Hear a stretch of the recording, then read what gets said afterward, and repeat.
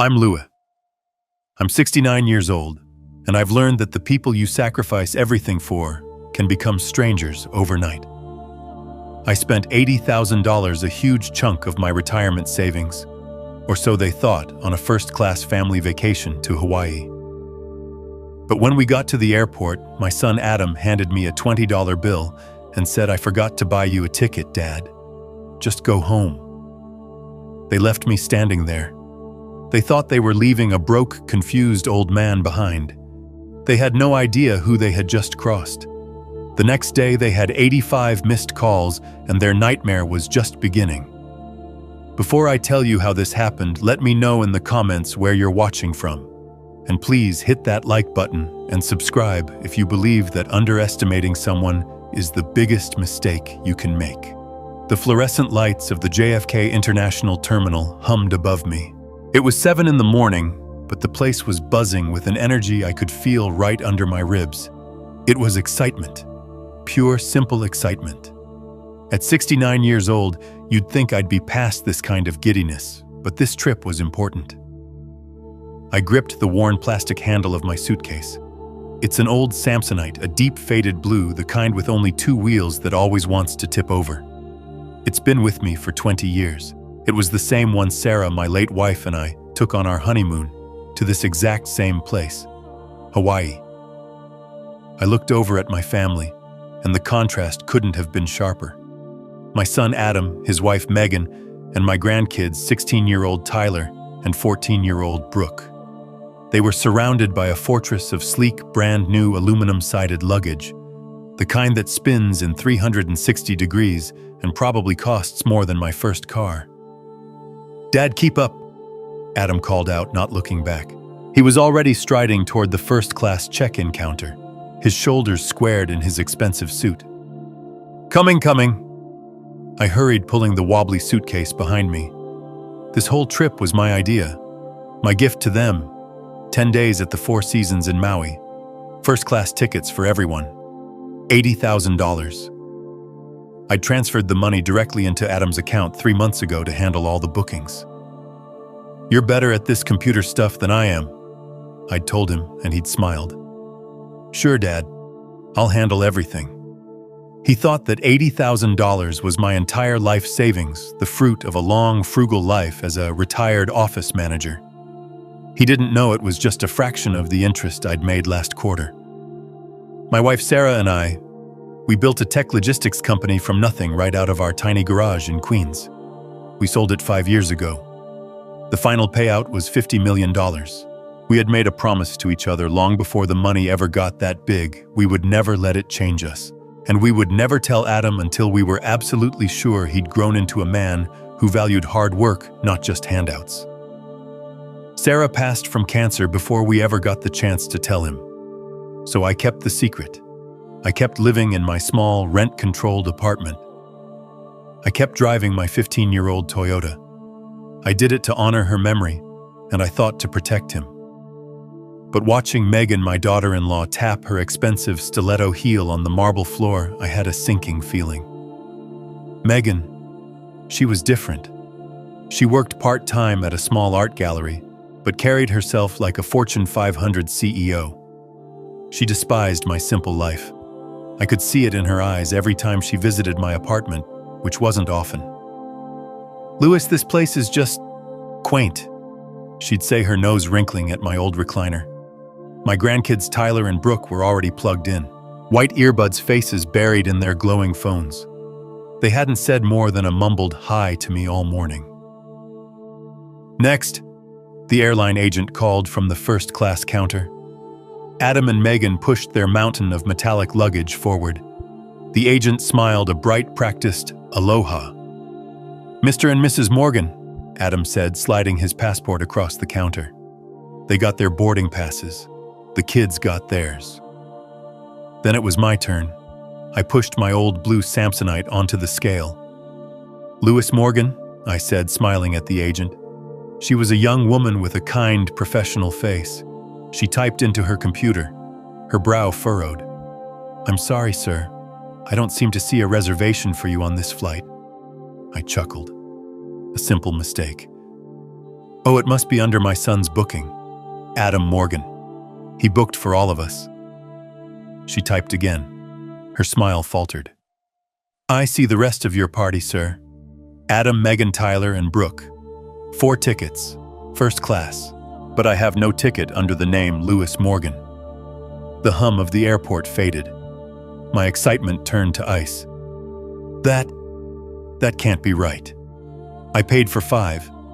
Could you check again, Morgan? Adam walked over his face, a mask of annoyance. Dad, what's the holdup? We need to get to the lounge. Megan wants a mimosa. She says there's no ticket for me. Adam's face went through a rapid, strange series of emotions. First irritation, then a flicker of something. Was it panic? Finally, it settled on a look of exaggerated theatrical shock. He snapped his fingers and lightly hit his forehead. Oh my God! Oh no, Dad! He grabbed my arm and pulled me a few feet away from the counter, his voice dropping to a harsh, urgent whisper. What is it, Adam? What's wrong? Dad, I don't know how this could have happened.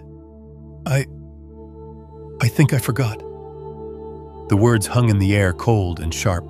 Forgot you. Forgot, yes, I was booking everyone else, the hotel suites, the transfers, the first-class seats. There were just so many moving parts.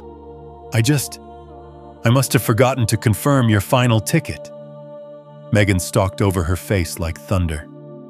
Adam, what is going on? The agent won't take our bags until the entire party is checked in.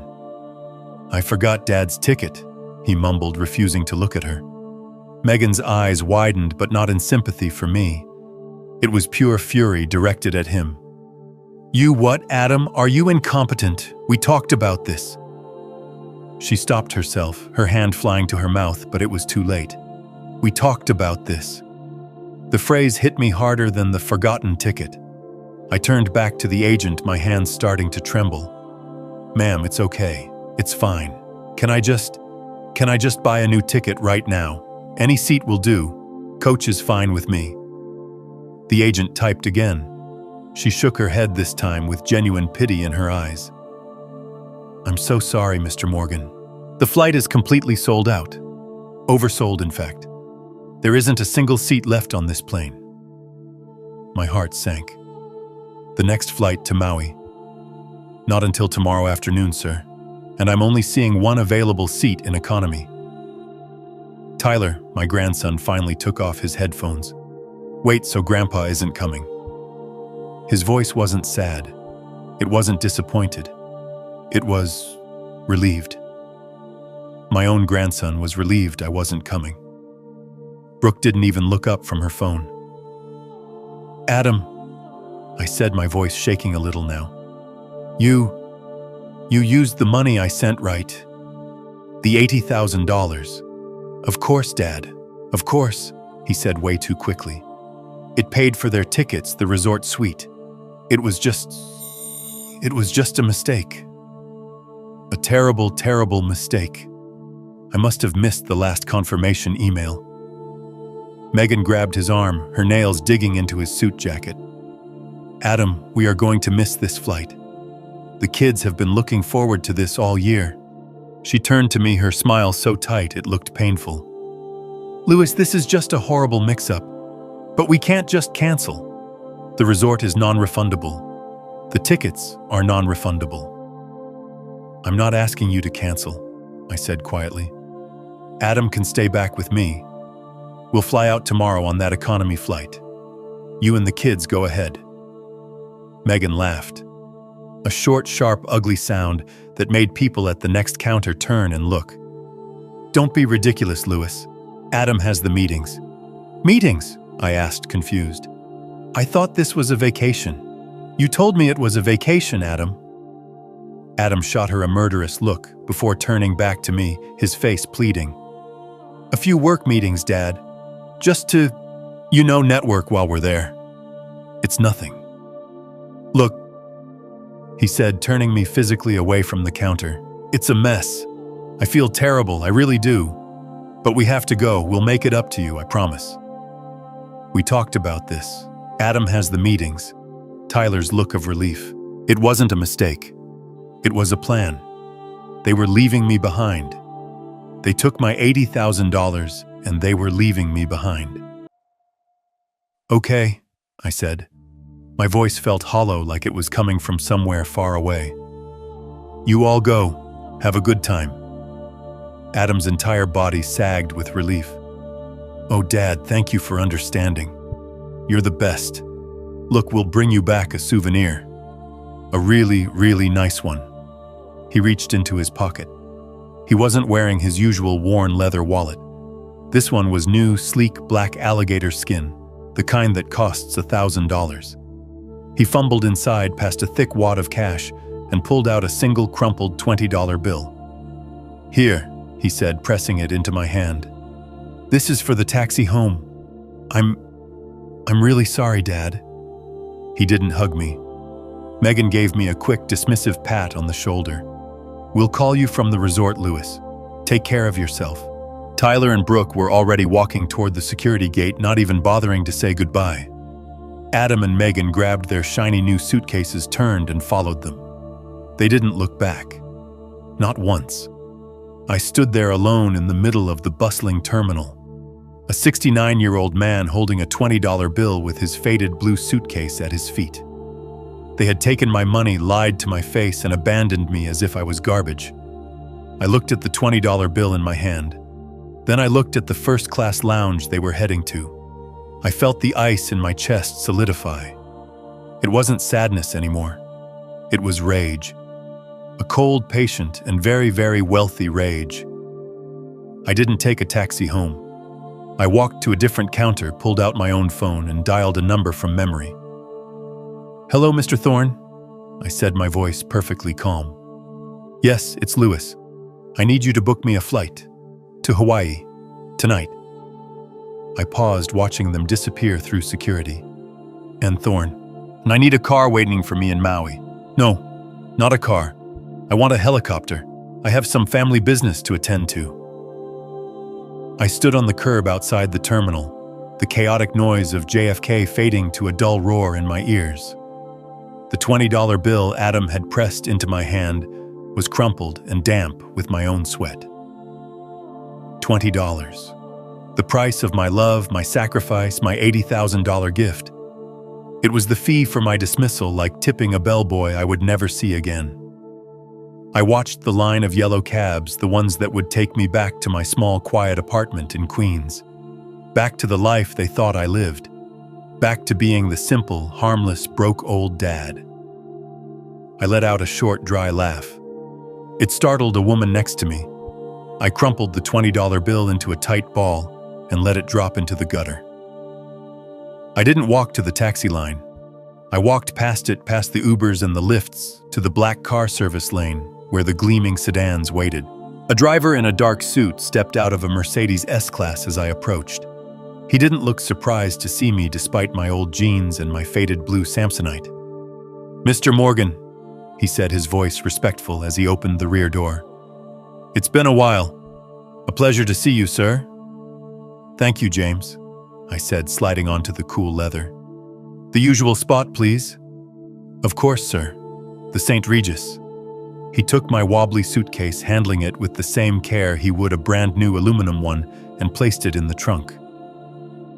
As we pulled away from the curb and merged into the traffic heading for Manhattan, the anger began to settle. It was no longer a hot, sharp sting. It was becoming something else. Something heavy, cold, and immensely powerful. They thought I was a fool. They thought I was a burden they could just shrug off at the airport.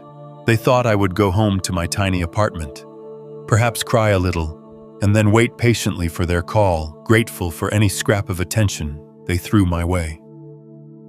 My son Adam. He had looked at me with pity. Pity while his pockets were full of my money. My daughter-in-law Megan. She hadn't even bothered to hide her contempt. And my grandchildren. They were just relieved the old boring grandpa wasn't tagging along to cramp their style. The skyline of Manhattan grew closer, a wall of glass and steel that always reminded me of what Sarah and I had built. This was our city. James pulled up to the private residence's entrance of the St. Regis. The doorman in his full uniform rushed to open my door. "Good afternoon, Mr. Morgan. Welcome back. We've kept the penthouse ready for you just as you like." "Thank you, Michael," I said, stepping out. I walked into the lobby. Marble floors so polished you could see your reflection. A massive crystal chandelier. The scent of fresh lilies and old money. This was my real home. The one Adam had never seen. I took the private elevator straight to the top. The doors opened directly into my apartment. It wasn't an apartment. It was a 3,000 square foot penthouse overlooking Central Park. I dropped my keys on a glass table. The walls were lined with art. Not just pretty pictures, but a small Rothko, a de Kooning. Sarah and I had collected them when they were just emerging artists. A black grand piano sat in the corner, its surface gleaming. I walked past the state-of-the-art kitchen, the one Adam and Megan knew nothing about, and went straight to the built-in bar.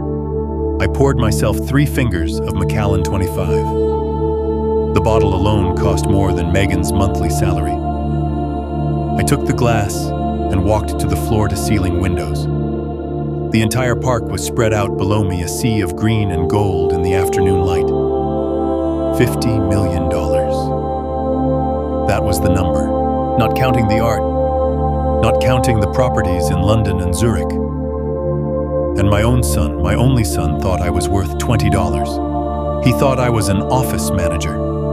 I let him think it. I let him believe I was just scraping by on a small pension. I wanted him to be his own man, to find his own success, to not be the lazy, entitled son of a rich man. It seemed I had failed. I hadn't protected him from greed.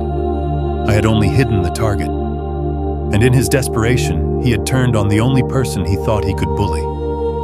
Me. He and Megan with their desperate, flashy lifestyle. The leased BMWs, the apartment in Tribeca, they couldn't afford the designer clothes for the children. I'd always wondered how they paid for it. Now I knew. They were starting with me. They wanted me gone so I wouldn't be an embarrassment at their meetings in Hawaii. They needed my $80,000 not for a vacation, but for something else. Something desperate. And they were stupid enough to think I wouldn't find out. They were stupid enough to think I was just a simple old man. I took a sip of the scotch. It burned a warm path down my throat, but it couldn't touch the ice in my chest. I took my phone out. A sleek top-of-the-line model, not the old flip phone I used when I was around them. I dialed the number I knew by heart. "Mr. Thorne's office," a crisp voice answered. "It's Lewis Morgan. Put him on. It's an emergency." I walked over to the mantelpiece past the heavy dark wood desk. There was only one photograph I kept in this penthouse. It was Sarah.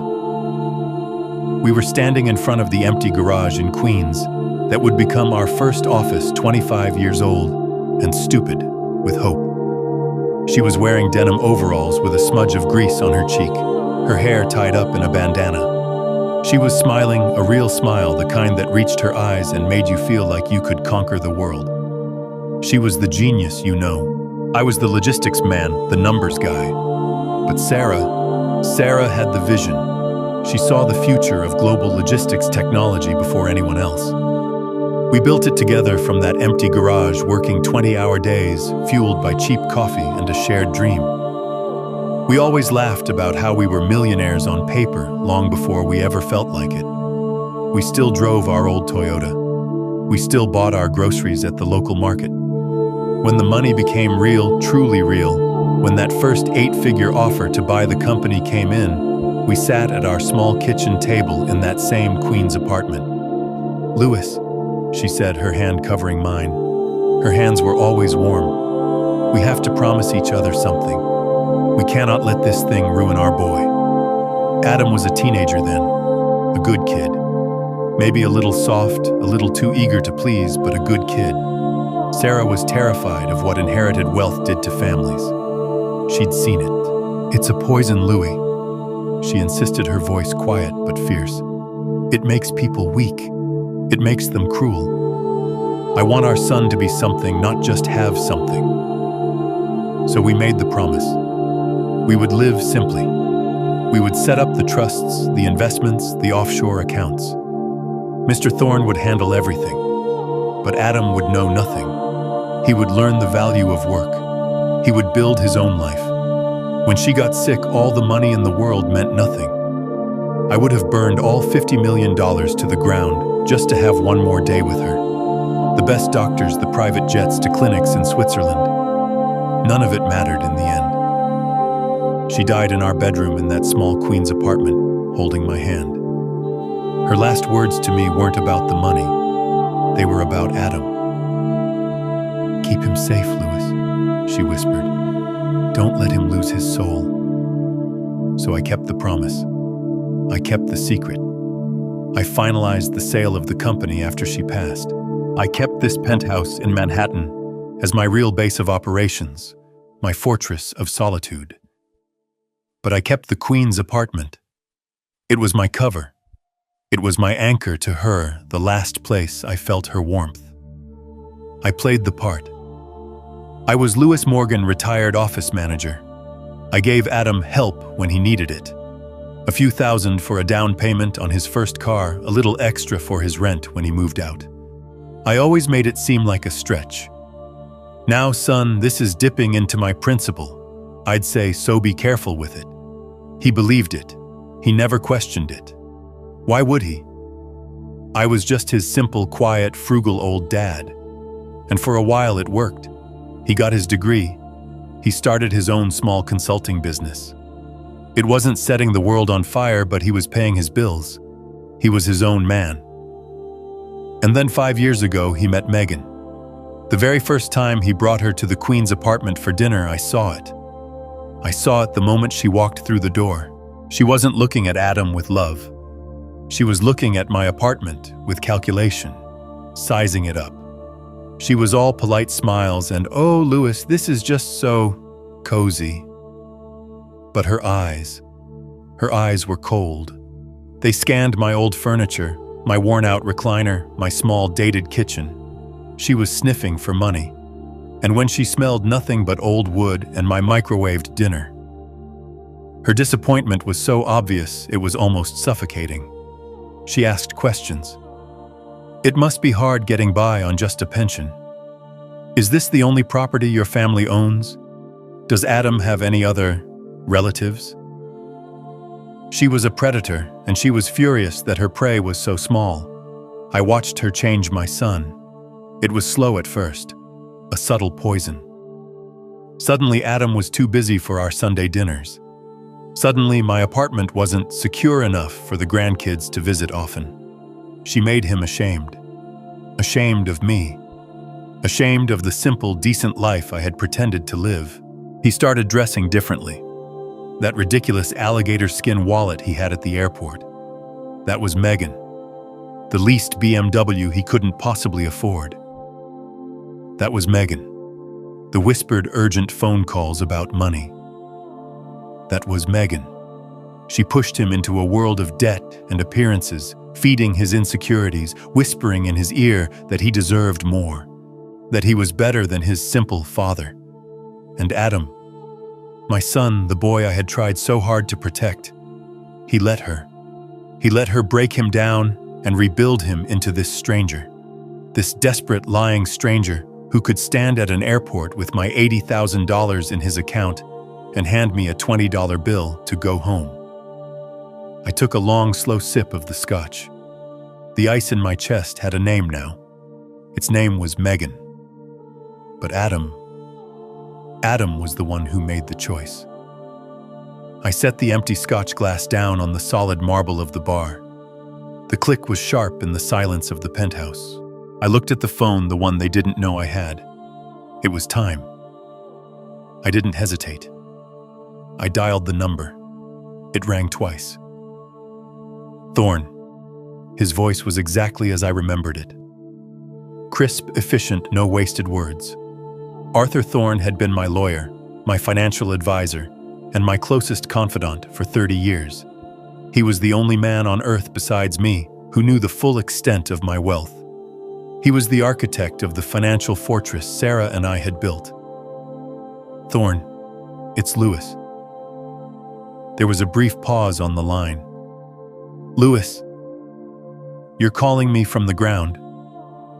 Shouldn't you be halfway over the Pacific by now? I thought today was the big Hawaii trip. I walked back to the window, looking down at the tiny yellow cabs streaming around Central Park. They looked like little insects from up here. There was a change of plans, Arthur. A significant change of plans. What happened? His tone shifted instantly. He wasn't my friend anymore. He was my counsel. Are you all right? Oh, I'm fine, I said, my voice flat and cold. My health is excellent. My finances are secure. But my family, it seems, is in a state of moral collapse. I told him everything. I kept my voice steady, relaying the facts as if I were describing a quarterly business report. The arrival at JFK, the new luggage, the conversation at the check-in counter, the look of relief on my grandson's face, and the final, staggering insult. He forgot the ticket, Arthur. My own son, who I gave $80,000, forgot my ticket. He forgot, Thorn repeated. I could hear the disbelief in his voice, followed by a deep, weary sigh. I knew what he was thinking. Go ahead and say it, Arthur. You warned me. I'm not saying I told you so, Lewis, he said, though we both knew he was. I'm just appalled. For 5 years, I've watched that woman Megan sink her claws into him. I told you she was a financial black hole. I showed you the credit reports. I know, I said. I wanted to believe. I wanted to believe my son was stronger than that. I wanted to believe he was still Sarah's boy. He is, Thorn said, his voice softening for a moment. But he's also a weak man who is terrified of his wife. This has her fingerprints all over it. She wanted you out of the picture. She's ashamed of your simple life. It's worse than that, Arthur, I said, swirling the last drops of scotch in my glass. This wasn't about shame. This was about something else. This was organized. What do you mean? They needed me gone, I said, thinking back to Megan's slip. Adam has the meetings. They needed me left behind holding a $20 bill looking like a victim. They needed the $80,000 for something else, something that wasn't a vacation. I continued. Adam knows I'm not a fool. He knows if I had gotten on that plane and found out the money was gone, the game would be over. No, he needed me off the plane. He needed me in Queens in my little apartment, where I couldn't interfere with whatever scam they're running in Hawaii. Thorn was silent, processing. Lewis, you're right. This is deeper than just leaving you behind. This is fraud. $80,000 is a felony. I don't care about the money, Thorn. The money is replaceable. What they did is not. So what is the play, Lewis? What do you want me to do? This was it. The pivot. The moment the old passive Lewis died and the man who built an empire took over. I want to know why, I said, my voice dropping to a growl. I don't just want to guess. I want to know. I want to know what meetings Adam is having. I want to know who he's meeting with. I want to know where every single cent of that $80,000 went. I want to know every debt he and Megan have, every late payment, every desperate loan. I want to know who they're lying to. You want me to run the full workup, Thorn said. It wasn't a question. I want the complete financial autopsy of my son's life, Arthur. I want it by morning. It'll be expensive. We'll have to use the international team if they're meeting with investors. I don't care what it costs, I said, looking at the setting sun reflecting off the skyscrapers. I just paid $80,000 for a lesson. Now I'm going to find out what I bought. I'll get started immediately, Lewis. Where are you? I'm at the St. Regis. I'll be here. And Arthur? Yes, Lewis. Tell the team to be thorough. When I'm done, I want them to understand what happens when they mistake kindness for weakness. I hung up the phone. I looked back at Sarah's picture on the mantelpiece. I kept him safe for as long as I could, my love, I whispered. Now I have to teach him. I didn't sleep. I couldn't. Sleep felt like a luxury I hadn't earned. I sat in the deep leather armchair in the penthouse living room, the one Sarah had always called the throne. I didn't turn on the lights. I just watched the city far below, a silent, sprawling galaxy of electric diamonds. The night was cold, but I felt colder. I kept replaying the scene at the airport, the look on Adam's face, that terrible, practiced look of surprise.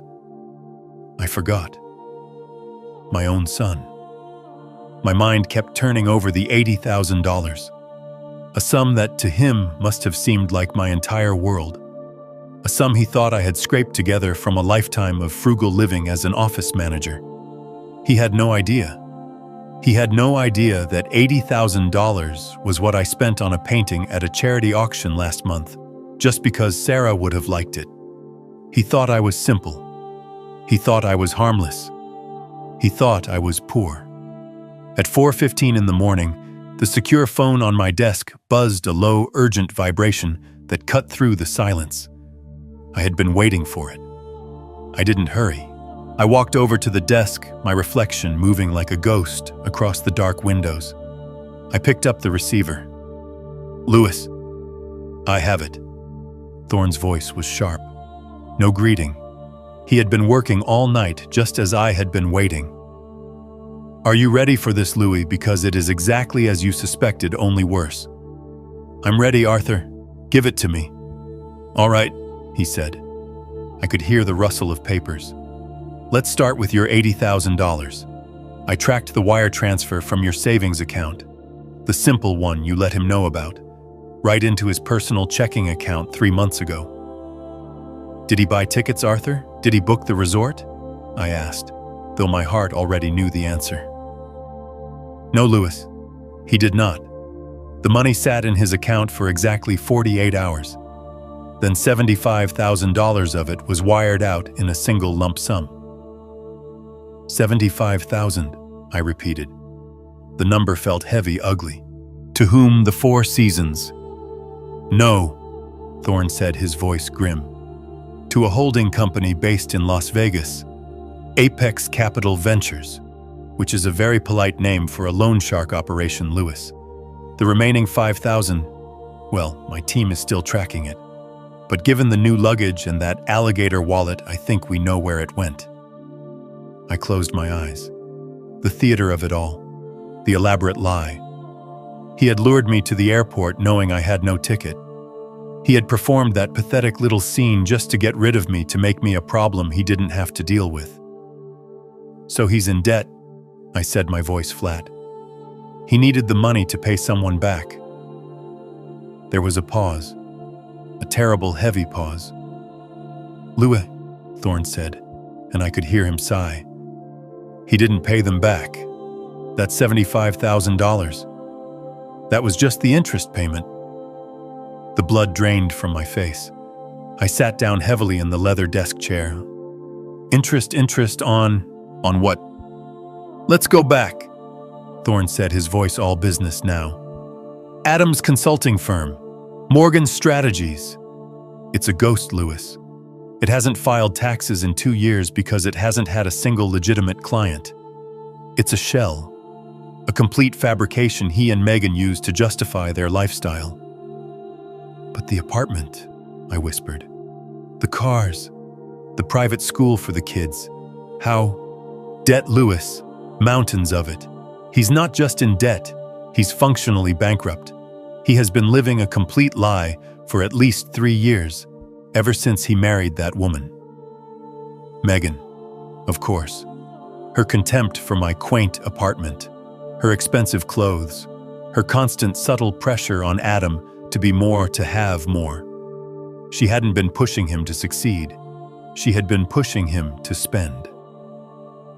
"How bad is it, Arthur? Tell me the number." "He owes $200,000 to that Las Vegas group, Apex Capital. They are not nice people, Lewis. They specialize in high-risk clients, gamblers, desperate businessmen, the kind of people who don't have collateral. The interest rate is predatory. It's criminal. $200,000. My son. The boy I taught to ride a bike. The boy I helped with his algebra homework, the one I'd sat with for hours when he had his first broken heart. He had gotten himself into a hole so deep he was dealing with loan sharks. He must have been desperate. I whispered the words, tasting like ash. He was, Thorne agreed. My team pulled the communications. They gave him a deadline. The deadline was yesterday, Lewis. They were going to visit him in New York. That $80,000 you sent wasn't a gift. It was a ransom. You paid them just enough to keep the wolves at bay for one more month. It all clicked into place. The nervousness at the airport. The forgotten ticket. He wasn't just leaving me behind. He was hiding. He was running to Hawaii using my money to buy himself a few more weeks of safety. So he lied, I said. It was the most obvious statement in the world, but I needed to say it. He's been lying to you for years, Lewis. This wasn't a sudden fall. This was a long, slow rot. Megan has 2 credit cards under her maiden name that are maxed out at over $50,000. They haven't paid their co-op fees in 3 months. They're on the verge of being evicted from that apartment they pretend to own. I thought of all the times he'd called me. Things are great, Dad just closed a big deal. Megan's gallery just sold a major piece. Lies, all of it. A house of cards built on my perceived simplicity. He never asked me for help, not real help. He never came to me and said, Dad, I'm in trouble, I failed. I'm scared. If he had just been honest, I would have helped him. I would have paid it off. I would have gotten him into financial counseling. I would have helped him start over the right way. That's what a father does. But he didn't. He didn't see me as a father. He saw me as a mark. A simple, foolish old man he could squeeze $80,000 from one last time before his entire world imploded. He didn't just lie to me. He lied to Sarah. He spat on her memory. He spat on the very values she died trying to protect in him. He had become the one thing she feared, a weak man, a cruel man, a man whose soul was for sale. Lewis, are you still there? Thorne asked, his voice pulling me back from the darkness. I'm here, Arthur. The ice was back harder this time. What's the next step? Do we call the police, report the fraud? We can have his accounts frozen by noon. I looked at Sarah's picture, her bright, honest smile looking back at me from the mantelpiece. No, I said, my voice low and steady. Not yet. He's running a scam in Hawaii. He thinks he's safe. He thinks I'm sitting in my apartment in Queens, worried about my heating bill, probably feeling sorry for myself. I took a deep breath. The path forward was suddenly terribly clear. Get me the rest of the information, Arthur. Find out why he's in Hawaii. This isn't just a hiding place. You said it yourself, Adam has the meetings. That's the part I'm missing. I'm here, Arthur, I said, my voice barely a whisper. $200,000. How could he? How could he let it get this bad? It gets worse, Lewis. Thorne's voice was grave. You're right about the meetings. That's the part that you're really not going to like. I gripped the edge of the heavy mahogany desk. The wood felt cold, solid. What meetings, Arthur? What did Megan mean? The $80,000. That was just to stop the bleeding from the loan sharks. That was survival. The trip to Hawaii, that's the big play, Lewis. They aren't just hiding from their old debts. They're trying to secure a massive new payday. I was confused. A payday from who? Adam doesn't have a job. Exactly. He doesn't have a job. So he and Megan invented one. My team cross-referenced the guest list at the Four Seasons with known financial conferences. There is a private invitation-only venture capital summit happening at that exact resort right now. Innovest Horizons. It's run by a major fund from San Francisco. And Adam, my son, is at a VC summit. I almost laughed. What's he pitching his expertise in failure? He's pitching you, Lewis. Or rather, he's pitching your money. The silence stretched on, filled only by the faint, distant sound of a siren far below on the city streets. Explain, I said. My voice was no longer weak. It was a command. Adam and Megan submitted a proposal to this fund 2 months ago. It's for some ridiculous buzzword-filled tech startup, Syncor Global. It's nonsense. It's a shell just like his last company. They're asking for $5 million in seed funding. On what grounds? I asked. They have no assets. They have no experience. They have $200,000 in loan shark debt. Who would give them 5 cents? Ah, Thorne said. That's the genius of their little scam. They're not pitching as themselves, Lewis. They're pitching as the sole heirs to a $50 million fortune. Your fortune. I felt the blood drain from my face. They told them about my money. No, that's the twist. They told them they are the heirs to a massive illiquid family trust. They've painted themselves as wealthy, just temporarily cash poor. They're claiming they need this $5 million bridge loan to launch their brilliant idea now while they wait for their main inheritance to be released. I was still missing the final piece. But that doesn't make sense. I'm still here, Arthur. I'm healthy. I control everything. The trust doesn't release until I'm gone. These investors would check. They would find me. Thorne took a deep, audible breath. I could hear the hesitation in it, the sound of a man about to deliver the final killing blow. That's just it, Lewis. That's why you couldn't go to Hawaii. That's why they didn't just forget your ticket. It was the most crucial part of their entire plan. He paused. According to the forged legal documents and the personal letters they submitted to this venture capital fund, you are dying. My hand went slack. The heavy crystal tumbler of scotch slipped from my fingers and shattered on the marble floor. But I didn't flinch. I just stared at the dark, spreading stain. What did you say? Your son, Louis, Adam, has told these investors that his beloved father, Lewis Morgan, is in the final stages of a terminal illness. He's at home in New York, incapacitated under full-time medical care. He's not expected to last more than a few months. I couldn't breathe. This wasn't just theft. This wasn't just lies. This was a kind of murder. They were willing me dead. They were using my death, my fake death, as collateral. They have fake medical reports. Thorne continued, his voice a relentless monotone. They have a forged power of attorney document, the one Megan was trying to get you to sign, saying they have control of your estate since you are no longer of sound mind. Their entire pitch, he said, is that they are the brilliant, grieving children who want to get their company off the ground as a final tribute to their dying father.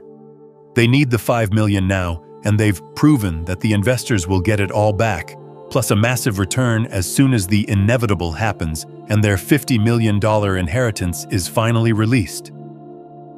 It all made sense now. The $80,000 was just the entry fee. It was the money they paid to the loan sharks to stop the death threats long enough for them to fly to Hawaii and pull off their masterpiece scam. And me, I was the star of the show, the tragic, dying father. They couldn't just leave me in New York. They had to place me there. They needed me to be the confused old man back in Queens. They needed to be able to tell the investors, "Oh, we speak to his nurses every day. It's heartbreaking. He's not really there anymore."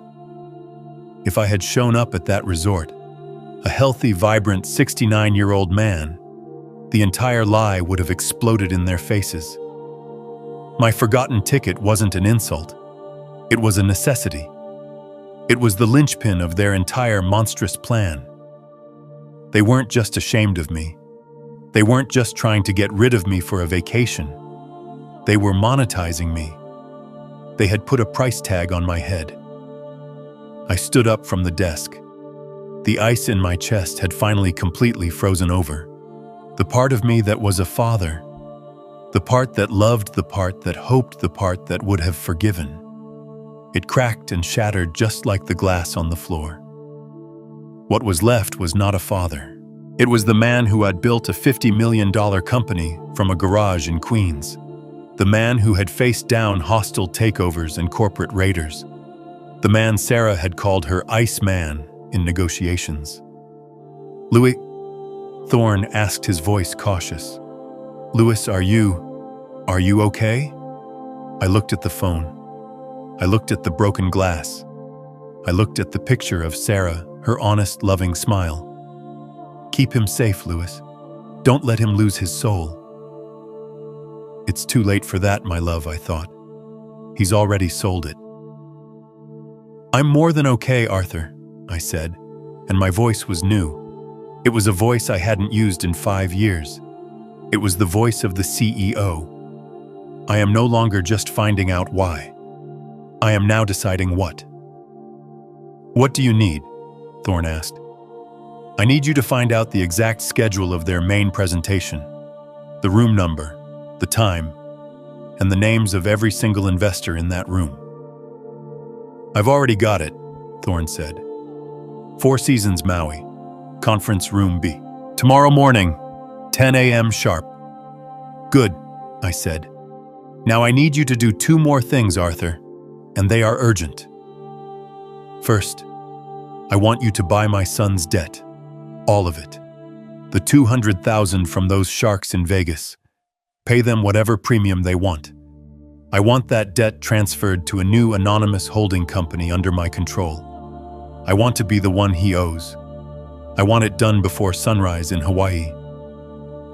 "Louis, that's brilliant and dangerous, but brilliant. Done." "What's the second thing?" I walked over to the windows, staring out at the city that was now fully dark. "Book me the next flight to Hawaii, Arthur, first class, and have a helicopter waiting for me at the Maui airport. I don't want to be late for my son's meeting. I have a feeling he'll be very, very surprised to see how quickly I've recovered." I thought I had reached the bottom. I thought hearing that my son was using my fake death as a business strategy was as low as it could possibly get. I was wrong. "Louis," Thorne said, his voice hesitant for the first time, "there is one final item. It's the most personally violating." "I'm standing in a shattered glass of scotch, Arthur," I said, my voice empty. "I assure you I can't break any further. Tell me." "It's about your apartment, the one in Queens." My heart clenched. The Queens apartment. The one Sarah and I had moved into in 1978. The one she had died in. The one I kept exactly as she liked it. "What about it?" "They didn't just tell people you were dying, Louis. They decided to speed up the inheritance. 3 weeks ago, a mortgage was taken out against that property for $50,000. I didn't understand. A mortgage. I own that apartment outright. I paid it off in 1995. "I know," Thorne said, "which is why I was surprised to see a new lien against it. I pulled the documents from the city register an hour ago. It's a high-interest short-term loan, the kind you get from a private lender when a bank won't touch you. And Louis, the signature on the loan document, it's yours." The air left my lungs. "They forged my signature." "Yes," Thorne said. "They forged your signature, Louis. They took out a $50,000 loan against your home, the one you live in, the place they were sending you back to with $20 for a cab." This was different. The $80,000 was a theft from my bank account. The $5 million pitch was a fantastical lie. But this was a violation. This was a crime committed against her, against Sarah's memory. They had put their greedy, filthy hands on the only thing I had left that was truly sacred. They had leveraged the roof over my head, the only home they believed I had, to fund their lies. "They must have been desperate," Thorne murmured. That 50,000 was probably what they used to buy their first-class tickets, the new luggage, the bribe to get into that VC summit. They were funding their new scam by destroying your past. They thought I was so old, so simple, so senile and out of touch that I would never notice. They thought I'd just sit in my old recliner watching my game shows while they sold my life out from under me. They believed their own lie, that I was a confused old man who needed to be managed. That was the last piece. The last shred of doubt I had. The tiny lingering ember of a father's love was finally extinguished. It was snuffed out by the cold, hard fact of a forged signature. "Arthur," I said, and my voice was calm. It was the calm of the absolute zero. "I need you to find out the exact schedule of their presentation, the room number, the time, and the names of every single investor in that room." I left the St. Regis penthouse just before dawn. The doorman, Michael, held the door for me, his face impassive. "Will you be needing the car this morning, Mr. Morgan?" "No, thank you, Michael," I said, adjusting the strap of my old canvas bag on my shoulder. "I'll just be taking a cab." He nodded, not blinking, though he had just seen me emerge from the elevator, not as the CEO in a tailored suit, but as Louis from Queens. I had changed back into my costume. The old, slightly frayed khakis, the worn-out sneakers, the beige windbreaker that was 10 years out of style. This was my camouflage. This was the role they had cast me in, and I was going to play it to perfection. The cab ride from Midtown Manhattan to my little street in Queens felt like traveling between two different planets. From the sharp electric pulse of wealth and power to the quiet, familiar rhythm of working-class life. The driver didn't say a word to me. Why would he? I was just another old man, invisible, heading home. But as the cab turned onto my street, my breath caught in my throat. This wasn't just a cover. This apartment building, this red brick, 6-story walk-up. This was home. This was where I had brought Sarah as a bride. This was where Adam had taken his first steps. This was where Sarah had taken her last breath in our bedroom, with the afternoon sun streaming through the window she loved. And they had put their hands on it. They had forged my name. They had taken a loan against her memory. They had used this sacred place as collateral to fund their cheap, pathetic lies. The rage I felt was so cold, so pure, it almost made me dizzy. I paid the driver and walked into the lobby, the smell of old linoleum and my neighbors cooking filling the air. I climbed the 3 flights of stairs, my old Samsonite bumping against my leg. I pulled out my keys, the ones on the simple brass ring, not the electronic fob for the penthouse, and opened the door to apartment 3B. It was exactly as I had left it. The old recliner Sarah always made fun of. The slightly faded family photos on the wall. The kitchen small and dated but clean. It was my stage. The scene was set for my performance. I put down my suitcase and sat on the sofa. I needed to do this. I needed to check in. I needed them to believe I was exactly where they wanted me to be, alone, confused, and defeated. I picked up the old landline phone, the one with the curly cord. I dialed Adam's cell. It rang once, twice. Then he picked up. He was in Hawaii. He was in paradise, paid for by his lies. "Dad?" His voice was bright, too bright, full of that fake, strained cheerfulness. "Dad, I was just thinking about you. How are you? Did you get home okay?" I put on the voice I knew he expected. Small, tired, a little frail. "Oh, hello, son. Yes, I got home just fine. The cab ride it was fine." "Oh, good," he said. "We were so worried. It's just beautiful here, Dad. You would love it. The ocean. It's so blue. We're in the suite right now and the view. Wow." I pictured him standing on a balcony, the Hawaiian sun on his face lying through his teeth. That's nice, Adam," I said, letting my voice crack just a little. "I'm glad you're all having a good time. I'm just here." watching my shows. I know, Dad, I know. His voice dripped with fake sympathy. And I am so sorry about the mix-up.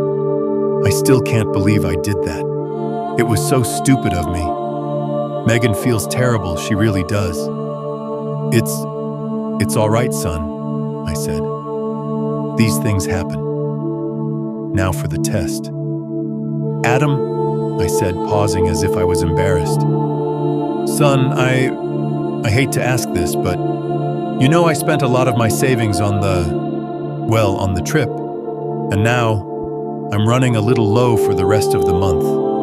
I was wondering, could you maybe send me a little something, just to tide me over for groceries and such? The silence on the other end was electric. I could almost hear the panic flashing through his brain. He had no money. The $80,000 was gone. The $50,000 from my forged mortgage was probably already spent on tickets and bribes. Dad, he stammered. Dad, Oh, that's awful. Of course, it's just the connection here is a little weird with the banks back home, and all my funds are tied up in the resort booking, you know. It's complicated. Oh, I said, playing the part. No, it's okay. I understand. Don't you worry about me, son. I'll figure something out. I can go to the food pantry, maybe. No, he shouted too quickly. No, Dad, don't do that. Just hold on. Okay, I'll get it sorted. I promise. As soon as I'm back, I'll take care of everything.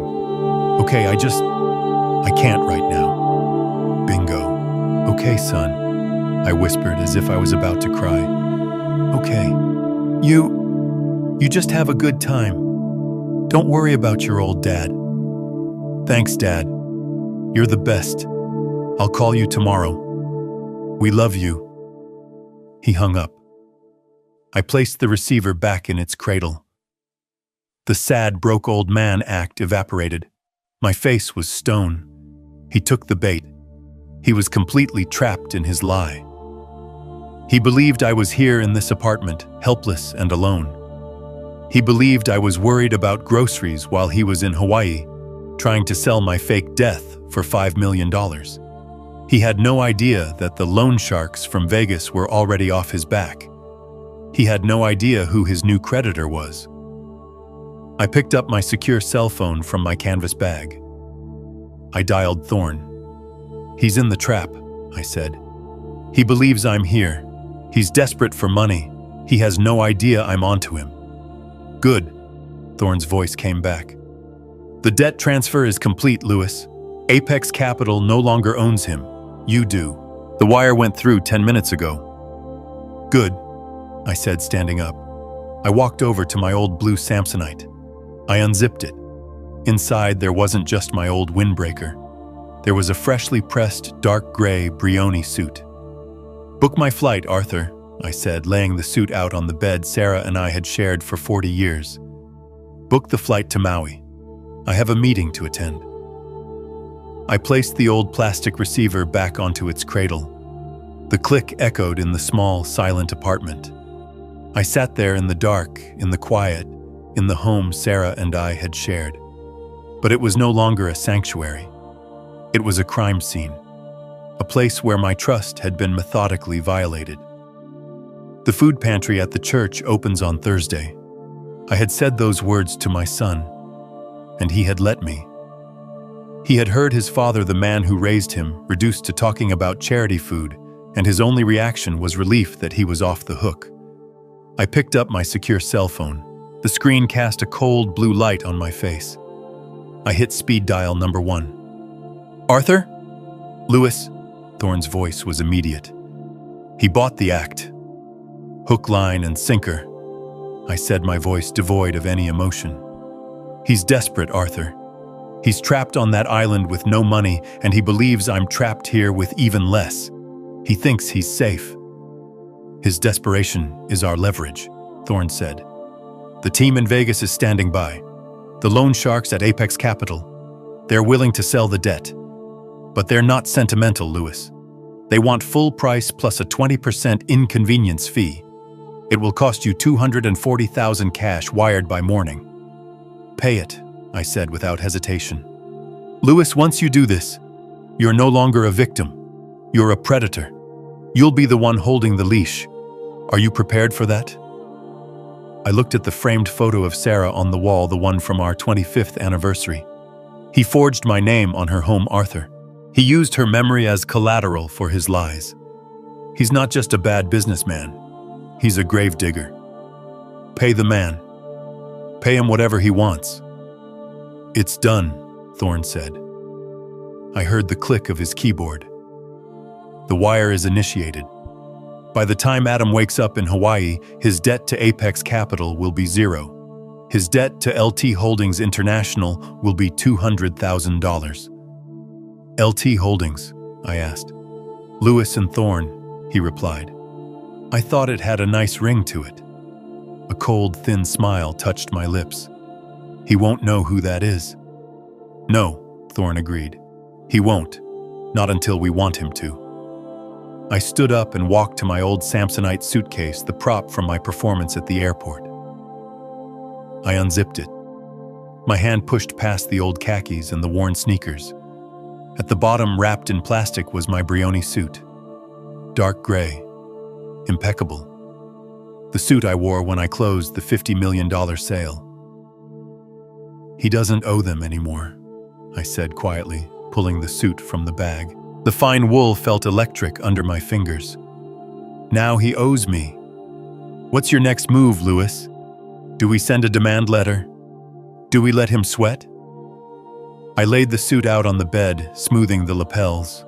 I thought of Adam sunning himself on a beach, believing he was the smartest man in the world, believing his dying father was in Queens, figuring out how to buy bread. No, I said. He's at a party. It's rude not to show up. Lewis, book my flight, Arthur. The next one out of JFK to Maui, first class. And the helicopter transfer from the airport to the Four Seasons. I want to arrive in style. You're going there. He's having meetings, Arthur, I said, zipping up the suit bag. He's pitching my death to investors. I think it's only fair that his primary investor shows up to hear the pitch in person. The 12-hour flight from New York to Maui was a blur of cold efficiency. I didn't sleep. I didn't watch a movie. I sat in my first-class pod, the one that converts into a flat bed, and I just thought. I drank black coffee and stared out the window at the endless darkness. I wasn't a father flying to a vacation. I was a general flying to a war. With every hour that passed, the image of my son's face at the airport, that practiced look of pity, that $20 bill. It all hardened into something cold and sharp inside me. I wasn't just angry, I was focused.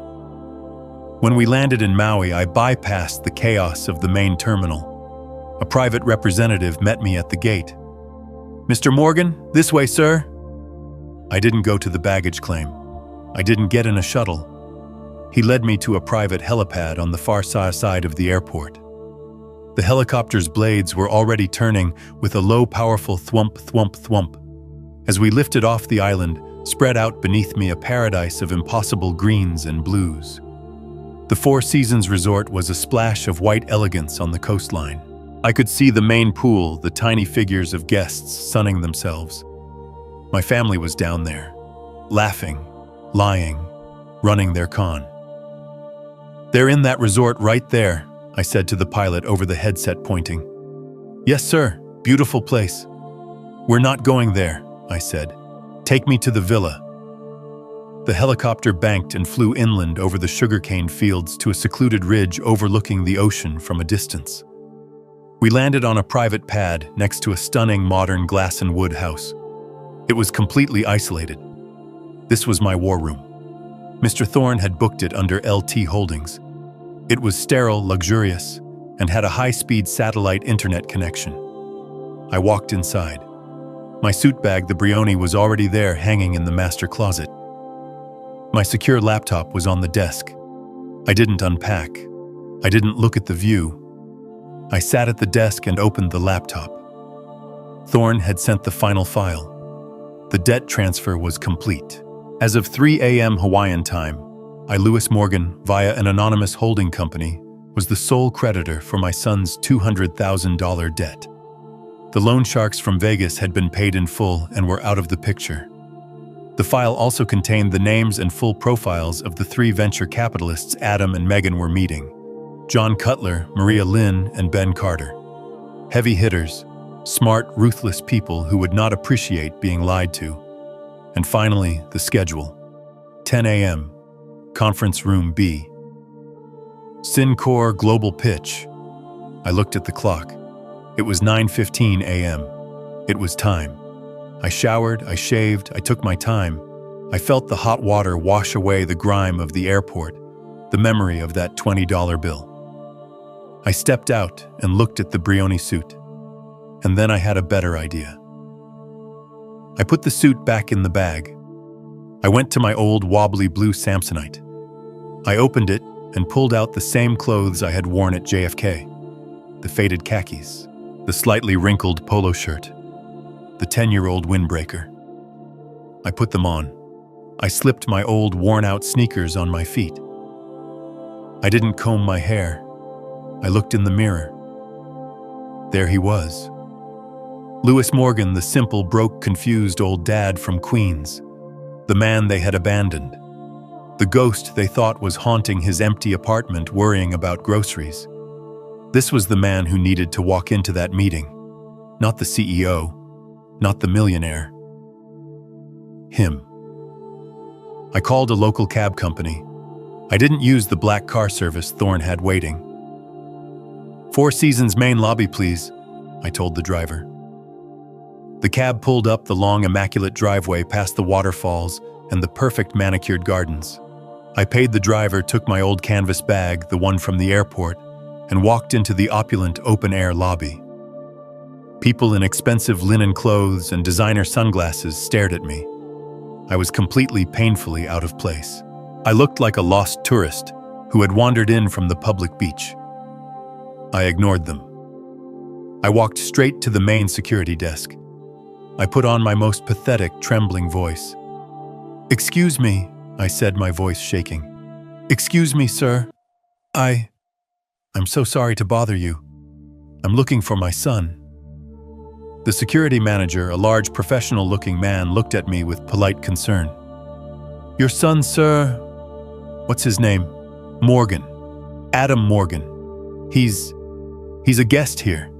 He's in a meeting, I think, but he's not answering his phone. I flew all the way from New York. I'm so worried something has happened to him." I let a tear well up in my eye.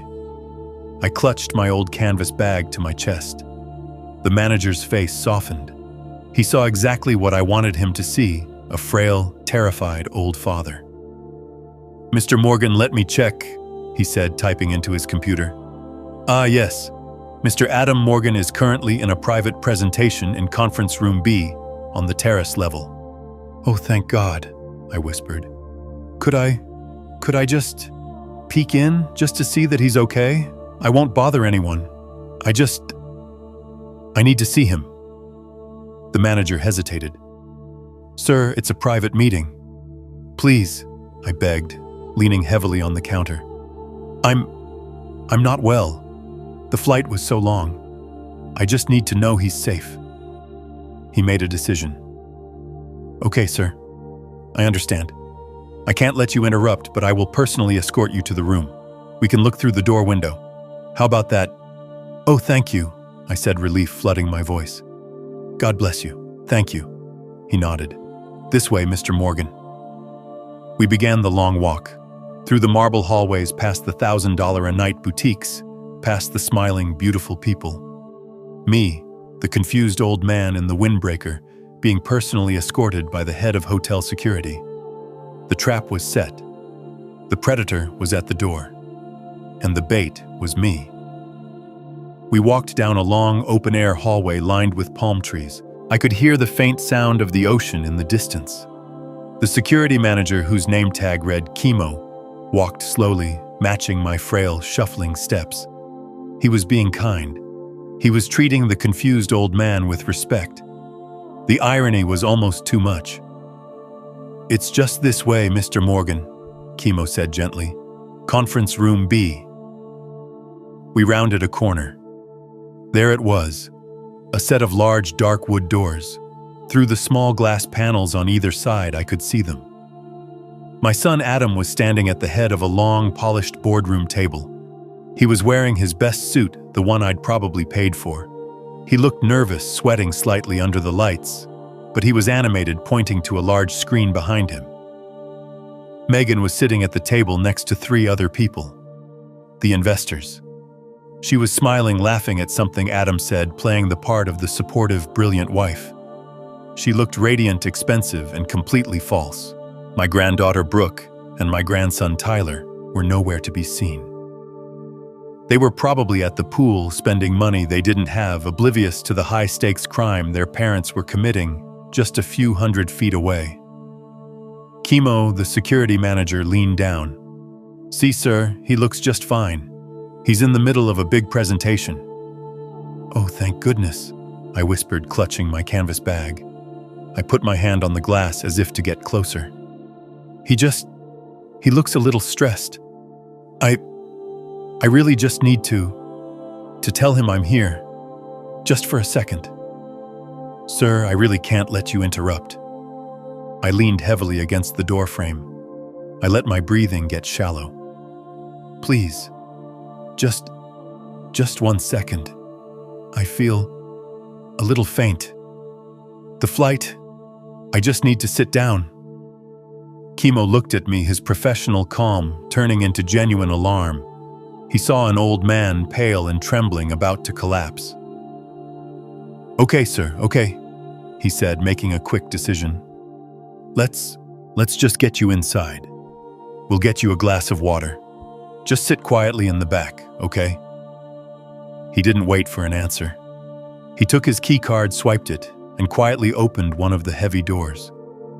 "Excuse me, folks," Chemo said, his voice low but firm. "So sorry to interrupt.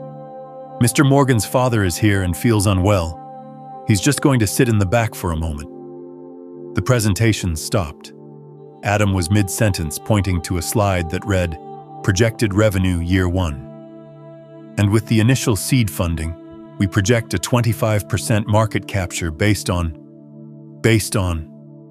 His voice trailed off. He turned his head from the screen to the door, and he saw me. The color drained from his face.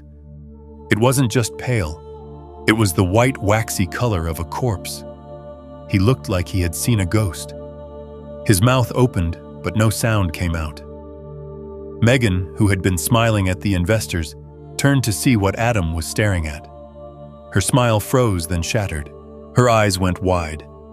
She looked at me, this frail old man in a wrinkled windbreaker, and her expression was not confusion. It was pure, unadulterated terror.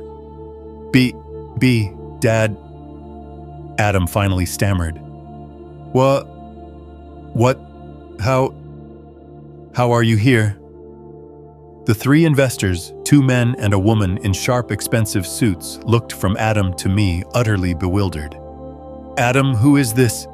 The lead investor, John Cutler, asked, his voice sharp with irritation. I took a few shuffling steps into the room, Chemo, the security guard, still holding my elbow protectively. "Oh, Adam, I'm so sorry to interrupt," I said, my voice trembling. I was so worried. I got on the next flight. I had to use my emergency money. I've been looking for you all morning." Adam was paralyzed. He was trapped between 2 realities. The reality of his scam and the reality of his father standing right in front of him, shattering the lie. Megan was the first to recover. She jumped up from her chair, her face a mask of fake concern.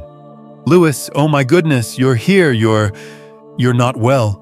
She rushed over to me. "Chemo, thank you," she said to the guard. He's confused. He has dementia. It's why we're here. We're trying to manage his estate. He must have wandered off." She tried to grab my arm to steer me out of the room. "Dad," she whispered, her voice a venomous hiss in my ear. "Get out. Get out now." I stood firm. I looked past her at the investors. "Dementia," I said, my voice suddenly clear, no longer trembling. "That's a new one. Is that what you're telling these nice people? Is that the illness I have?" Megan froze. The lead investor, Cutler, stood up. "I'm sorry, what is going on here, Adam? You told us your father was incapacitated in New York. You told us he was in hospice care." Adam's mouth flapped open. This is a good day, a moment of lucidity. That you shouldn't be here. You're supposed to be with your nurse." "My nurse?" I asked. I turned to Chemo, who was watching this all with growing suspicion. "Do I look like I need a nurse, Chemo?" "Sir?" Chemo began, now looking at Adam. "Dad, please." Adam begged, his eyes wide with panic. We can talk about this later. These are very important people." "Oh, I know they are, son," I said. I walked past him toward the head of the table. I looked at the PowerPoint slide. "Syncor Global." I let out a small laugh. "Is that what you're calling it? Sounds very impressive. What is it exactly?" "Another shell company to hide your gambling debts." The investors all looked at Adam. "Gambling debts?" Maria Lynn, the second investor, asked. "He's lying," Megan shrieked. "He's sick. He's senile. He's making it all up. Adam, do something. Get him out of here." Adam finally moved. He lunged toward me, grabbing my arm. "Dad, that's enough. You're embarrassing yourself. Let's go." His grip was tight, painful. The same son who 2 days ago had handed me a $20 bill. "Get your hand off me, Adam," I said. My voice was low. It was the voice from the penthouse. He was so panicked he didn't even hear the change. He started to pull me toward the door. "Chemo, help me. He's having an episode." "I don't think he is," Cutler, the investor, said. He was staring at me, his eyes narrowed. He hadn't built a billion-dollar fund by being stupid. "I think he knows exactly what he's saying." "Sir," he said to me. "Who are you?" I shook Adam's hand off my arm. He stumbled back, shocked by my sudden strength. I stood up straight. I unzipped my old beige windbreaker. "My name is Louis Morgan," I said, my voice ringing with authority. "I am the founder and former CEO of Morgan Logistics Tech, which I sold 5 years ago for $50 million. I am not sick, I am not in hospice, and I am not dying." I pointed at Adam. "That man is my son, and he is a liar, a fraud, and a thief. He is also, as of yesterday, $200,000 in debt. To me." The room was absolutely silent. You could have heard a pin drop on the thick carpet. Megan let out a small strangled sound like a dying animal. Adam just stared at me. What 50 million debt? To you?" "That's right, son," I said. I pulled my secure phone from my pocket. "Those loan sharks in Vegas Apex Capital, they were so happy to sell me your debt. I guess they preferred cash in hand to having to break your kneecaps. You now owe me $200,000. And that," I said, turning to the stunned investors, "is the real seed funding he's after. He's not just pitching you a fake company. He's trying to get your $5 million to pay back my $200,000. And also to pay for the $50,000 fraudulent mortgage he and his wife took out on my home by forging my signature."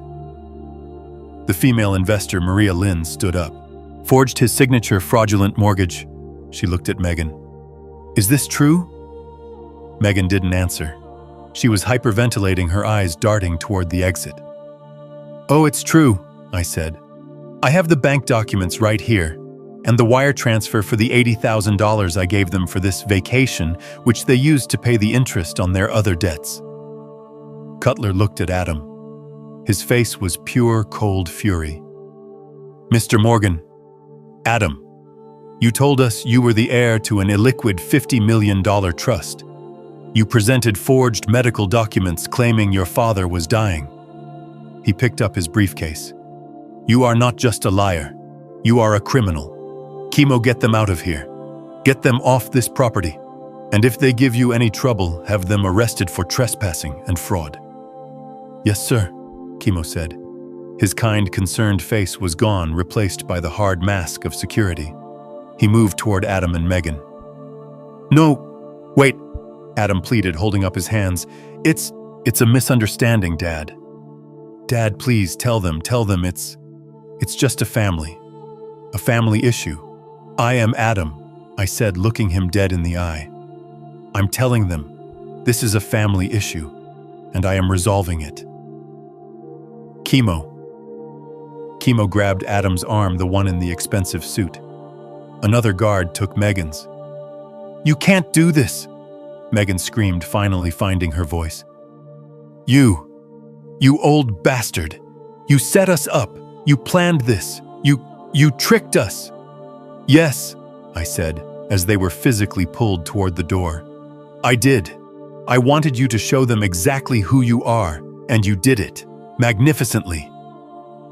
They were dragged out of the room, their protests echoing down the hall. The door shut. I was left alone with the three stunned investors. John Cutler slowly sat back down. He looked at me, this old man in a wrinkled windbreaker, and then he did something I didn't expect. He smiled. Mr. Morgan, he said, extending his hand.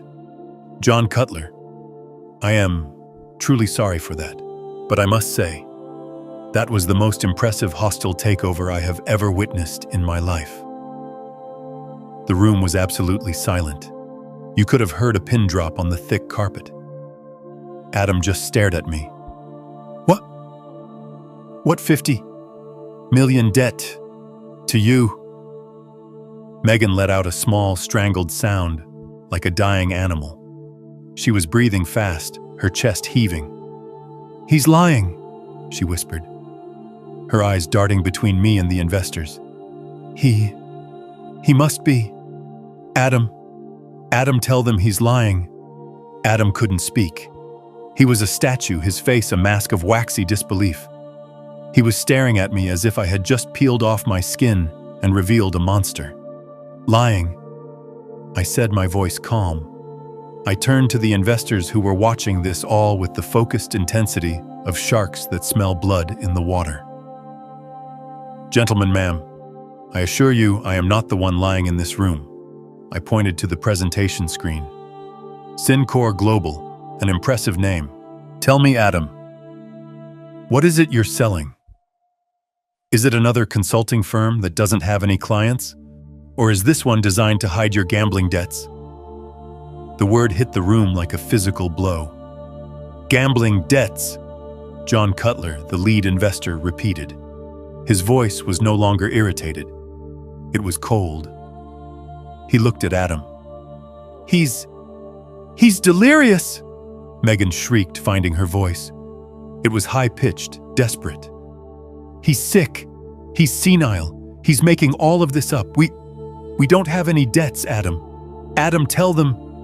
Adam finally moved, but he didn't speak. He lunged. He lunged at me, not to hit me, but to grab me, to physically silence me, to drag me out of the room. Dad, that's enough, he roared, his face purple with rage and panic. You are ruining everything. His hands grabbed the front of my old beige windbreaker. His grip was tight, painful. Chemo, the security guard, stepped forward. Sir, I'm going to have to ask you to. I didn't flinch. I didn't raise my voice. I just looked my son in the eyes, and he saw me. For the first time, he saw the person I really was. The ice, the calm, the complete and total absence of fear. Get your hand off me, Adam, I said. My voice was low. It was not the voice of the frail old man. It was the voice that had shut down boardrooms. It was the voice of the man who built the empire. He froze. His hand, the one gripping my jacket, went slack. He stumbled back a step, shocked by my sudden strength, my sudden change. I stood up straight. I slowly, deliberately unzipped the wrinkled windbreaker. "My name," I said, my voice ringing with authority, "is Lewis Morgan. I am the founder and former CEO of Morgan Logistics Tech, which I sold 5 years ago for $50 million. I am not sick. I am not in hospice. And I am not dying." I let the windbreaker fall from my shoulders to the floor, revealing my simple, clean polo shirt underneath. I pointed at Adam. "That man is my son, and he is a liar, a fraud, and a thief. He has presented you with a fake company, a fake medical history for me, and I am quite sure forged documents of an inheritance he does not yet have." "50 million, Maria Lynn, the female investor, whispered. She wasn't looking at Adam anymore. She was looking at me. She pulled out her phone and I saw her fingers fly, typing my name into Google. You... Adam stammered, his mind visibly breaking. "You, an office manager. Queens?" "Yes," I said. "I'm all of those things. I am an office manager technically. I manage my own family office. And I do live in Queens, because I choose to. Because my wife, Sarah, God rest her soul, loved that apartment. Because I didn't want my son to grow up to be, well, to be you, Adam. A weak, greedy, entitled boy who would lie to investors and forge documents because he's too lazy to do a single honest day's work. This is..." Megan was backing away toward the wall, her hands shaking. "This is impossible." And then, as if on cue, a phone rang. It was a loud, obnoxious hip-hop ringtone. It was Adam's phone. He stared at it on the table. Everyone stared at it. The caller ID was lit up. It just showed a phone number, a 702 area code, Las Vegas. Adam looked at the phone like it was a bomb. He was sweating profusely now. I smiled. A small, cold smile. "You should probably get that, son," I said. "It sounds important. It looks like your friends from Apex Capital Ventures are calling. They're probably wondering why you're in Hawaii instead of paying them the $200,000 you owe them." Cutler, the lead investor, slammed his hand on the table. $200,000. You told us you were debt-free. You signed documents saying you were debt-free. He lied, I said simply. He's been lying to everyone. The phone kept ringing. Adam was frozen, his eyes wide with terror. He knew what that call meant. He knew the men on the other end were not the kind of people who accepted excuses. "Oh, but don't worry, Adam," I said, waving my hand dismissively at the ringing phone. "You don't have to answer it. You see, I already took care of it." The ringing stopped. Adam looked at me. What do you mean you took care of it?" "I mean I bought it," I said. "I bought your debt, all of it, the $200,000, plus the 20% inconvenience fee they charged me. As of 3 o'clock this morning, you don't owe those dangerous men in Las Vegas a single penny." I stepped closer to him. He flinched as if I was going to hit him. "You owe me now, son." He stopped breathing. I think for a second, his heart actually stopped. You bought my debt? Consider it my second investment in you. The first was the $80,000 you stole from me to pay their interest. This second one, this one is just so I own you, clear and simple. And that," I said, turning to the stunned investors, "is the real seed funding he's after. He's not just pitching you a fake company. He's trying to get your $5 million to pay back my $200,000. I wasn't finished. I pointed at Megan, who was trying to blend into the wallpaper. "And her, his brilliant partner. She's been busy too. She's the one who's been running up $50,000 in credit card debt. And she's also, I found out, the one who forged my signature on a $50,000 fraudulent mortgage against my home, my primary residence." The female investor, Maria Lynn, stood up. She had been on her phone. "He's telling the truth," she said to Cutler. "Lewis Morgan, Morgan Logistics, sold 5 years ago. Estimated net worth, far north of $50 million. Oh my God."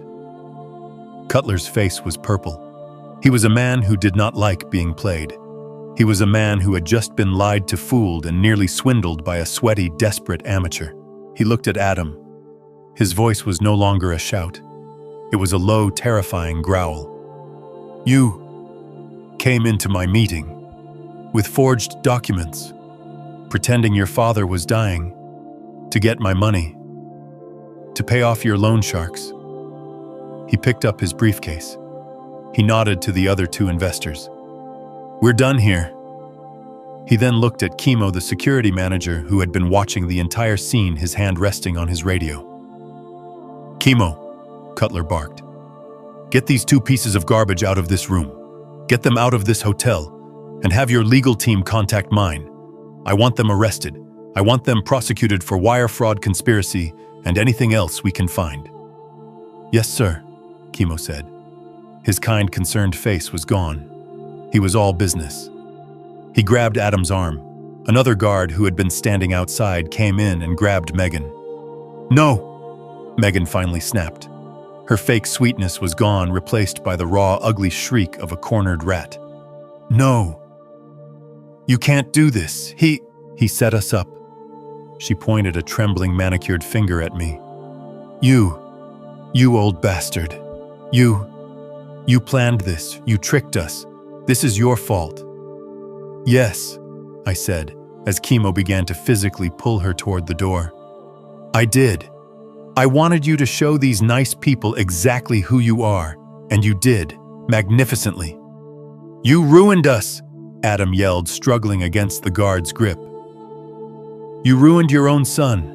"No, Adam," I said, my voice quiet, as they were dragged out of the room. "You did that all by yourself. I just turned on the lights." The door slammed shut, cutting off their screams.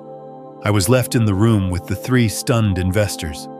John Cutler slowly sat back down. He straightened his tie. He looked at me, this old man in a wrinkled windbreaker standing in the middle of his destroyed meeting. He looked at me for a long time. Then he did something I didn't expect. He smiled. A slow, thin, predatory smile. "Mr. Morgan," he said, extending a hand across the polished table. "John Cutler, I am truly sorry for that waste of your time, but I must say, that was the most impressive hostile takeover I have ever witnessed in my life. Now, would you like a cup of coffee?" I shook John Cutler's hand. His grip was firm like dry steel. "I don't usually drink coffee after a hostile takeover," I said. "But I'll make an exception. Black, please." He laughed, a sharp bark of a sound. He respected power, and I had just shown him a kind he hadn't seen before, the kind that wears a wrinkled windbreaker. We sat for 20 minutes, the three investors and I. We didn't talk about Adam or Megan again. They were gone, erased from the room, from the deal, from polite conversation. Instead, we talked about logistics. We talked about shipping routes, about the future of automated freight. They saw my mind, the one that had built the $50 million company, and their respect grew. It was a strange, cold, and invigorating conversation. Finally, I stood up. "Gentlemen, ma'am," I said, "thank you for the coffee. I believe I have a vacation to attend to." Cutler stood as well. "Mr. Morgan, if you're ever looking to get back in the game, you have my card." "I'll keep that in mind," I said. I walked out of the conference room. I didn't ask Chemo to call me a cab. I just walked. I walked out of the opulent, air-conditioned lobby, past the perfect manicured gardens, and past the smiling valets who no longer looked at me with confusion, but with a new, terrified respect. Chemo had clearly radioed ahead. I didn't stop at the road. I walked past the line of waiting cars onto the soft grass and down to the beach path. The Hawaiian sun hit my face. It was warm, real. The air smelled of salt and plumeria. I took a deep breath, filling my lungs. I'd been holding that breath, I think, for 5 years, ever since Megan walked into my son's life. I slipped off my old sneakers and let my bare feet sink into the warm sand. It had been decades. Not since Sarah and I. This was our place. Hawaii, our honeymoon. We'd been so young, staying in a tiny beachfront motel that cost $20 a night. We'd eaten pineapple from a can and dreamed of the future. We promised we'd come back every year. We never did. Work took over. Life took over. Then, she was gone. And my son. My son had taken this sacred memory, this place that belonged to me and his mother, and had tried to turn it into the backdrop for his cheap, ugly little crime. He had tried to soil it. I walked for a long time. The anger in my chest, that cold, hard ice, began to melt under the heat of the sun. It didn't turn into forgiveness. It simply evaporated. It left me empty, but not in a bad way. I felt light. My secure phone, the one in my pocket, began to buzz. A frantic, desperate vibration. Then it stopped. Then it buzzed again. And again. I knew who it was. I knew the scene that was playing out. Adam and Megan thrown off the property, their cards declining at every other hotel. The growing primal terror of being rich 1 minute and utterly humiliatingly broke the next. Stranded. Trapped in paradise. I stopped walking and stood at the edge of the surf, letting the warm, clear water rush over my feet. I pulled the phone from my pocket. The screen was a blaze of panic. 14 missed calls, Adam 9 missed calls, Megan 22. New texts, I read one of them from Adam. Dad, where are you? They kicked us out. The cards aren't working. Megan is... Dad, just call me, please. Another one from Megan. You old bastard, you planned this. I will sue you for everything. You will pay for this. Another from Adam minutes later. Please, Dad, I'm sorry. I'm sorry for everything. The kids are here, they're scared. We have no money. We're in the lobby. Please. They were breaking. They were falling apart. The entire house of cards was collapsing in real time. I looked at the buzzing phone in my hand. This little black rectangle was my connection to their lies, their betrayals, their weakness, their panic. It was the rope they were trying to use to pull me back down into their world of desperation. I had listened to them. I had given them a stage. They had performed magnificently. Now the show was over. I held down the power button on the side of the phone. The screen prompted me slide to power off. I slid my thumb across the glass. The screen went black. The buzzing stopped. The only sound was the crash of the waves and the sigh of the wind through the palm trees. I slipped the dead silent phone back into my pocket. I turned around and walked back up the beach. I left the Four Seasons behind and walked 2 miles down the coast to the private villa Thorne had rented for me. I walked in, dropped my old canvas bag on the floor, and left my poor clothes in a pile by the door. I went into the master bathroom, a room bigger than my queen's kitchen, and took a long hot shower. I shaved. I put on a pair of comfortable linen shorts and a clean white polo shirt. I walked out to the private terrace. An infinity pool spilled out toward the ocean. I sat in a lounge chair. I picked up the small phone provided by the villa. Concierge? A voice answered. Hello, I said. I'd like to order a bottle of champagne, the 96 Krug, and the ahi poke, please. Send it to the lanai. Thank you. I set the phone down. I leaned back in the chair and closed my eyes, feeling the sun on my face. Tomorrow morning, I knew I would turn my phone on.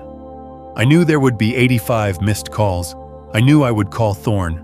I knew I would book them 4 non-refundable middle-seat economy class tickets home.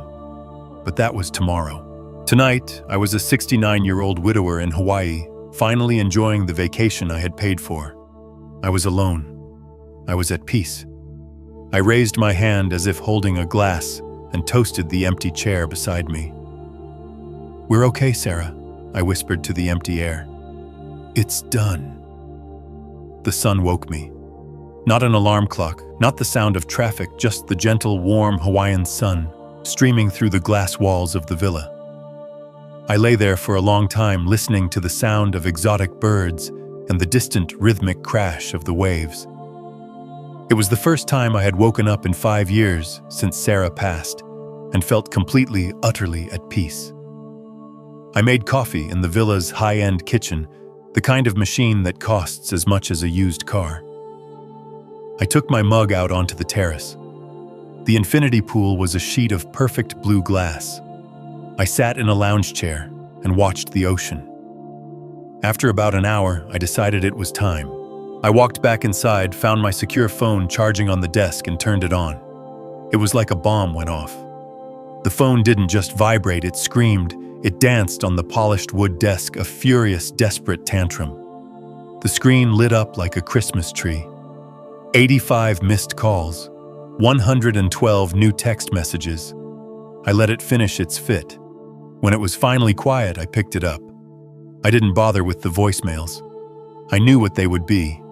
Screaming, crying, begging, threatening. I opened the text messages, and I read the story of their night. The first message was from Megan, sent just 20 minutes after I left the Four Seasons. 9:28 p.m. Megan, you old bastard. You think this is funny? You ruined us. I am calling my lawyer. You will not get away with this. I smiled. My lawyers, dear, are much, much better. The next one was from Adam a minute later. 9:29 p.m. Adam. Dad, please call me. Please, this is a mistake. Cutler is He's crazy. We can fix this. Dad, please. Denial. The first stage of grief. Then the messages stopped for a few hours. They were probably in their suite, arguing, panicking, trying to figure a way out. Then the next wave hit in the middle of the night. 2:17 a.m. Adam, Dad, the hotel just called. Our cards were declined. All of them. They said the room guarantee was pulled. What did you do? A.M.